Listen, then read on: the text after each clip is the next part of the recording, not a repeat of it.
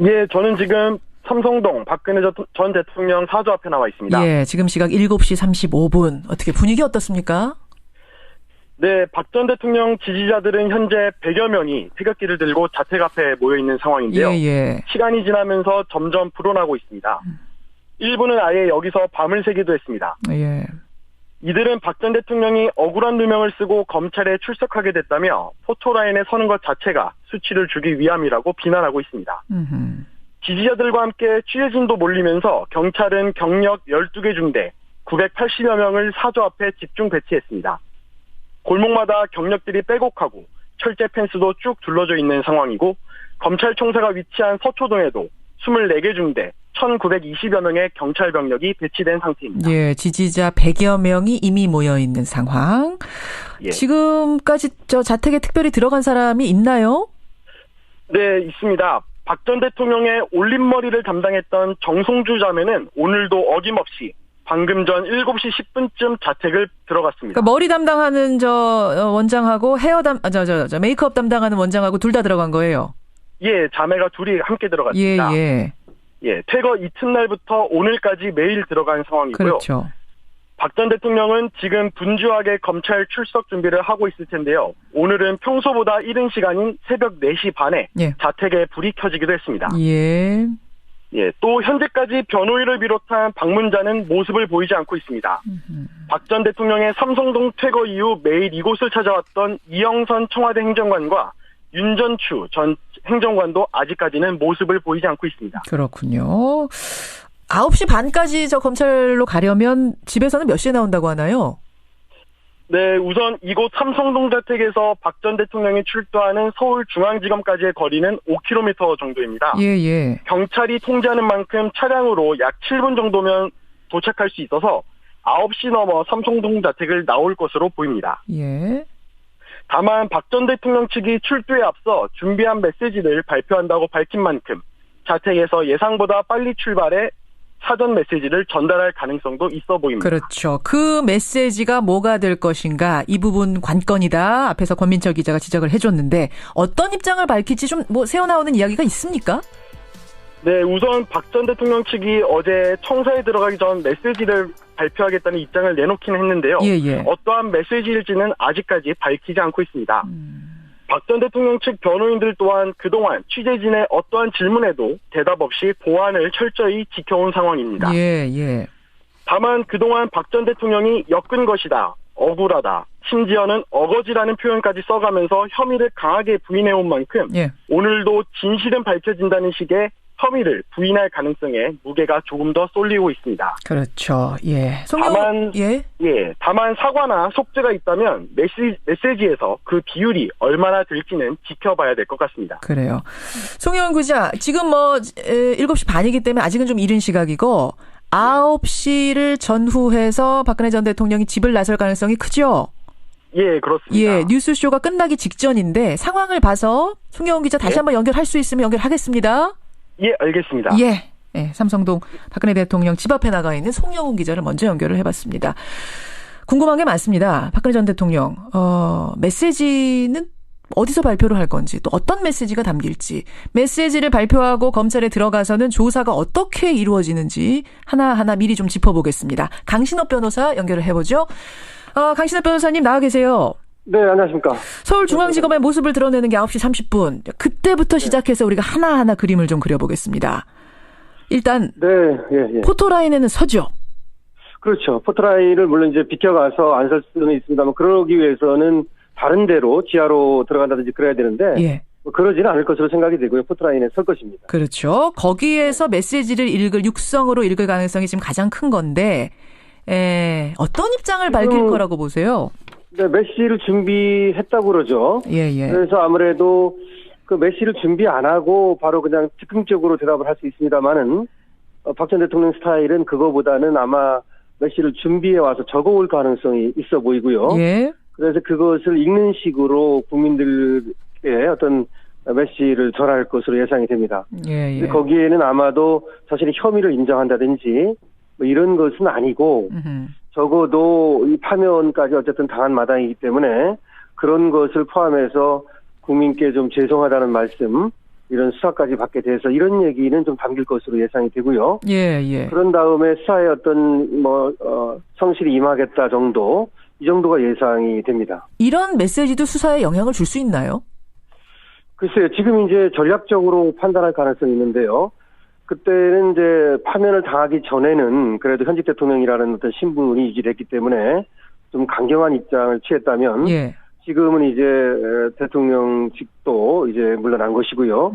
그렇기 때문에 검찰에 성실히 임한다는 인상을 주는 것이 전략적으로 도움이 된다고 판단했을 가능성이 있거든요. 예. 그래서 적어도 국민들의 어떤 민심을 이반시키는 그런 어떤 처신은 하지 않겠다. 다시 말하면 좀 이제 고개 숙이는, 그렇다 해서 혐의를 인정치는 않는, 그건 아니지만 그런 정도의 모습이 연출된, 어쨌든 수사에 영향을 어떤 식으로든 미칠 수는 있다고 보시는 거예요. 네네. 자, 그렇게 해서 중앙지검으로 입장을 했습니다. 그 후에 조사가 시작이 될 텐데, 사실은 노태우 전직 대통령은 다 대검 중수부에서 조사 받았었잖아요. 네. 예. 노태우 대통령이나 노무현 전 대통령은 대검 중수부인데요. 거기는 1125실이라고 특별한 조사실이 있었거든요. 예, 예. 거기는 15평 정도 되는 그런 방이었습니다. 근데 지금은 대검 중수부가 아니라 서울중앙지검에서 받게 되는 거죠. 그렇죠. 그래서 먼저 이제 포트라인을 섰다가 메시지를 전달하고서 들어가서 그 금색 엘리베이터가 있습니다. 그 간부들이 이용하는. 예, 예. 그것을 타고 13층으로 올라갈 것으로 예상이 되는데요.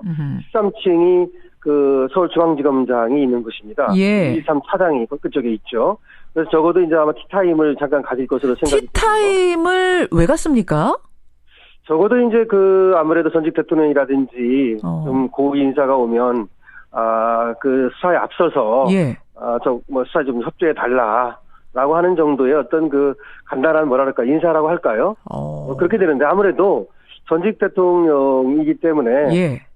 그런 정도는 아마 있지 않을까 싶습니다. 네, 잘 협조해 달라 수사에 그런 정도의. 그렇죠. 그다음에 이제 긴장을 풀어준다는 의미도 있고요. 그다음에 수사라고 하는 것은 어쨌든 간에 협조가 필요합니다. 그렇죠. 협조가 있어야만 수사가 잘 되는 것이거든요.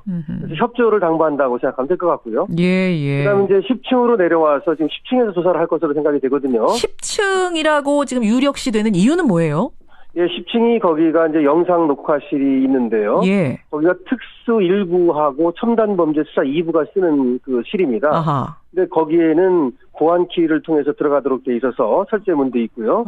그래서 그 경호, 보안이 아주 철저하게 잘 되는 곳이죠.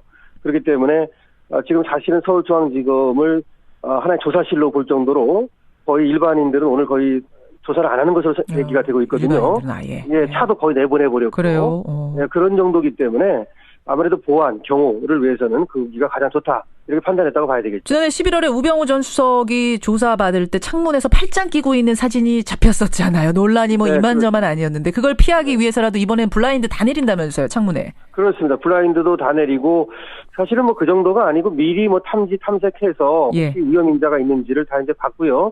그다음에 서울중앙지검 안에 주차되어 있는 차도 다 내보내고 직원들도 특별한 어떤 일이 아니면 일반인들 조사 같은 것도 다 미루고 이렇게 했고요. 예, 그래서 아무래도 전직 대통령이기 때문에 경호하고 경비가 다른 사람하고 좀 다르다고 봐야 되겠죠. 그래요. 그렇게 해서 신문이 시작이 됩니다. 신문. 네네. 질문 개수가 500문항 넘는다는데 맞습니까? 지금 100쪽 정도 얘기가 나오거든요. 그렇죠. 100쪽 정도라면 500문항 정도 된다고 봐야 되죠. 시간은 얼마나 걸릴 거로 예상하세요? 그 정도면? 만약에 사실은 500문항이라고 하더라도 거기에 이제 관련된 질문이 계속 있을 수 있기 때문에 예. 사실은 그걸 다 하려면은 굉장한 시간이 필요하죠. 적어도 하루에 끝내기는 어려울 것으로 생각이 되는데요.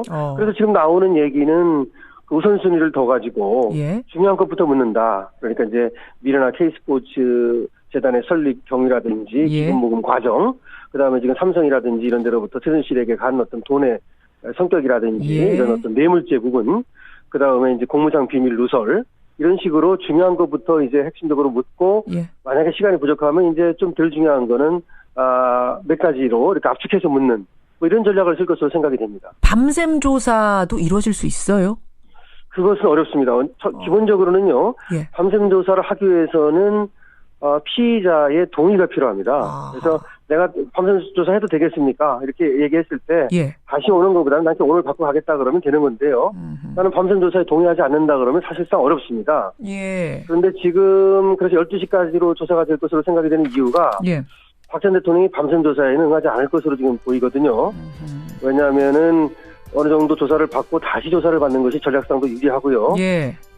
그래서 그리고 또 굉장히 9시 반에 들어가서 밤 12시까지 한다 하더라도 굉장히 피로감이 올 수 있기 때문에. 그렇죠. 예, 밤샘 조사는 어려울 것으로 생각됩니다. 진실을 정말 밝히고 싶다는 적극적인 의지가 불타면 뭐 밤샘 조사 하겠습니다. 먼저 그렇죠. 얘기할 수도 있을 텐데 지금 분위기로 봐서는 밤샘 조사 응할 것 같지는 않다. 결국은 12시 네, 자정까지는 끝날 것 같다. 이 말씀이세요. 예, 예. 구속영장 청구할 것 같습니까? 어떻습니까? 만약에요, 밤샘 조사가 돼서 새벽 4, 5시까지 간다면 예. 구속영장 청구 가능성이 있다고 봐야 되고요. 어허. 그 다음에 그때까지 안 가고 12시 정도 된다면 아마 어려울 것으로 생각이 되는데. 왜 그렇게 보세요? 원래는 이제 그 신병을 확보하기 위해서 구속영장을 청구한다는 면에서 보면은 예. 구속영장 청구 가능성은 사실 있는 겁니다. 그렇죠. 뇌물을 준 사람도 지금 뭐 구속이 됐다고 하는 사람도 예. 말이죠. 네. 그 다음에 그 관련 공범자라고 하는 사람도 다 구속이 된 마당에 말이죠. 근데 중요한 거는 지금 혐의가 굉장히 많고 부인할 것으로 생각이 되는데. 예. 예, 그러면 한 번에 과연 수사가 끝나겠냐는 거죠. 제 생각은 말이죠. 그래서 노태우 전 대통령 같은 경우도 한 번에 끝나질 않고 처음에 17시간 조사를 받고요. 맞아요. 그다음에 보름 있다가 다시 소환을 해서 다시 새벽까지 조사를 한 다음에 구속영장을 청구했거든요. 예, 예.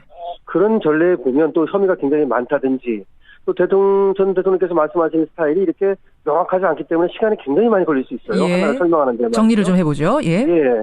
그렇기 때문에 수사가 오늘 종결이 안 돼서 결국은 한 번 더 부르기 위해서 영장 청구가 안 될 가능성이 있다. 이렇게 생각합니다. 그렇게 보세요. 여기까지 네. 일단 이모저모 좀 들어봤습니다. 강신업 변호사님 고맙습니다. 네, 고맙습니다. 예, 오늘 이 문제는요. 2부에서 조금 더 다뤄보겠습니다. 정치권에도 시선들이 좀 엇갈리는 게 있거든요. 일단 이모저모 먼저 짚어봤습니다. 전 대한변호사협회 공보이사 강신업 변호사였습니다. 식의 혐의를 부인할 가능성에 무게가 조금 더 쏠리고 있습니다. 그렇죠. 예. 다만 사과나 속죄가 있다면 메시지에서 그 비율이 얼마나 될지는 지켜봐야 될 것 같습니다. 그래요. 송혜원 기자, 지금 7시 반이기 때문에 아직은 좀 이른 시각이고 9시를 전후해서 박근혜 전 대통령이 집을 나설 가능성이 크죠? 예, 그렇습니다. 예, 뉴스쇼가 끝나기 직전인데 상황을 봐서 송혜원 기자 다시 한번 연결할 수 있으면 연결하겠습니다. 예, 알겠습니다. 예. 삼성동 박근혜 대통령 집 앞에 나가 있는 송영훈 기자를 먼저 연결을 해봤습니다. 궁금한 게 많습니다. 박근혜 전 대통령, 메시지는 어디서 발표를 할 건지, 또 어떤 메시지? 예, 저는 지금 삼성동 박근혜 전 대통령 사저 앞에 나와 있습니다. 예, 지금 시각 7시 35분. 어떻게 분위기 어떻습니까? 네, 박 전 대통령 지지자들은 현재 100여 명이 태극기를 들고 자택 앞에 모여 있는 상황인데요. 예. 시간이 지나면서 점점 불어나고 있습니다. 일부는 아예 여기서 밤을 새기도 했습니다. 예. 이들은 박 전 대통령이 억울한 누명을 쓰고 검찰에 출석하게 됐다며 포토라인에 서는 것 자체가 수치를 주기 위함이라고 비난하고 있습니다. 지지자들과 함께 취재진도 몰리면서 경찰은 경력 12개 중대 980여 명을 사저 앞에 집중 배치했습니다.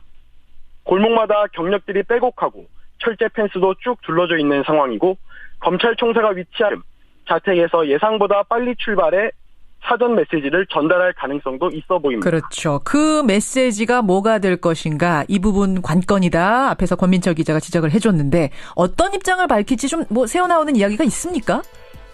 네, 우선 박 전 대통령 측이 어제 청사에 들어가기 전 메시지를 발표하겠다는 입장을 내놓긴 했는데요. 예. 어떠한 메시지일지는 아직까지 밝히지 않고 있습니다.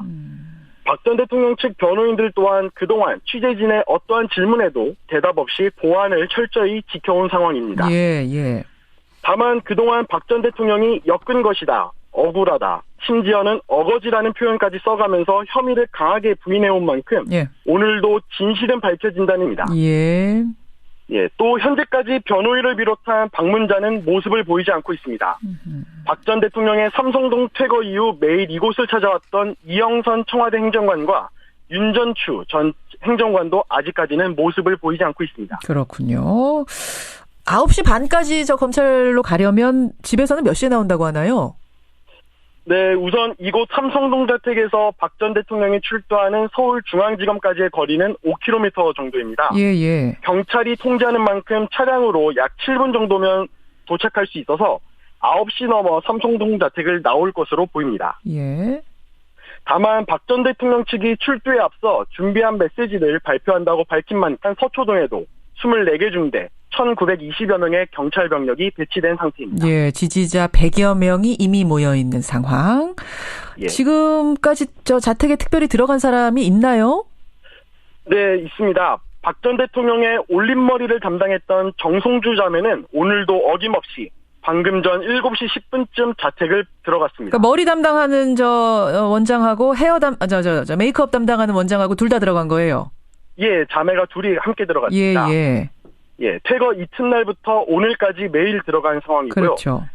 박 전 대통령은 지금 분주하게 검찰 출석 준비를 하고 있을 텐데요. 오늘은 평소보다 이른 시간인 새벽 4시 반에 자택에 불이 켜지기도 했습니다.